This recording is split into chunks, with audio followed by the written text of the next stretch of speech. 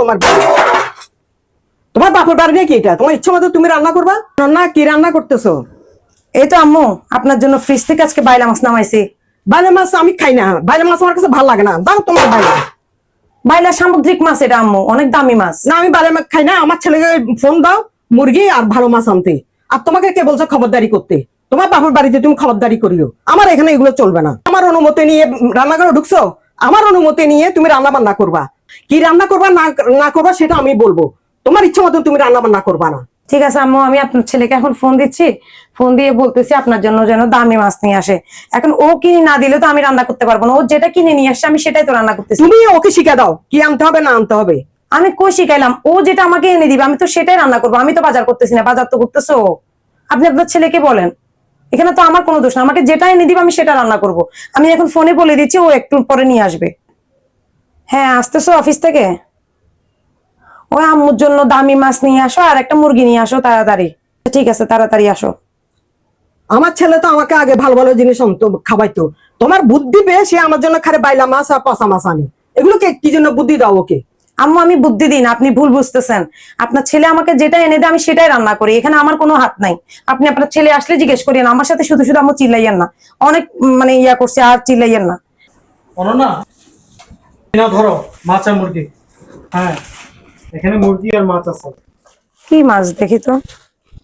তুমি ওই দিন বাইলা মাছ আমি তোমাকে বারবার কিনতে মানা করছি যে এগুলো কিনিও না, আম্মু পছন্দ করে না। তারপরে তুমি কিনছো। আজকে আমাকে আম্মু অনেকগুলো কথা শুনাইছে, এখন বললে তো বলবে যে ছেলেকে প্যাঁচ লাগাই দিচ্ছি।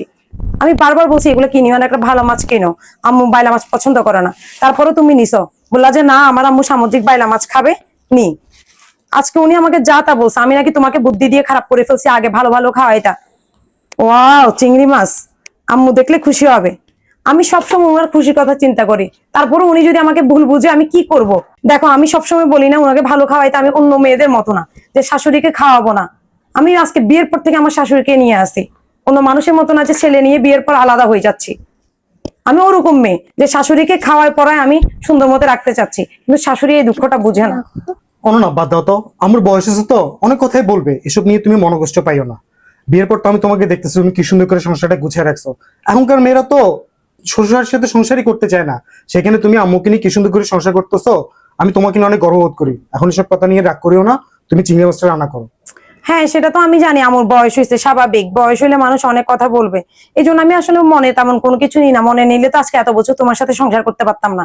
আমি তো আমার বিয়ের পর থেকে চাইছি যে আমার পরিবারটাকে নিয়ে আমি শান্তিতে থাকি, কারণ আমার শাশুড়ি ছাড়া তো আমার এই পরিবারে কেউ নাই। তুমি আমার শাশুড়ি, আমার বাচ্চা কাচ্চা নিয়েই তো আমার সংসার। আমি চাই আমার সংসারে যেন কারো কুনজর না পড়ুক, যেন আমরা সবসময় ভালো থাকি। এই চেষ্টা আমি করে যাচ্ছি, বাকিটা উপর আল্লাহর হাতে।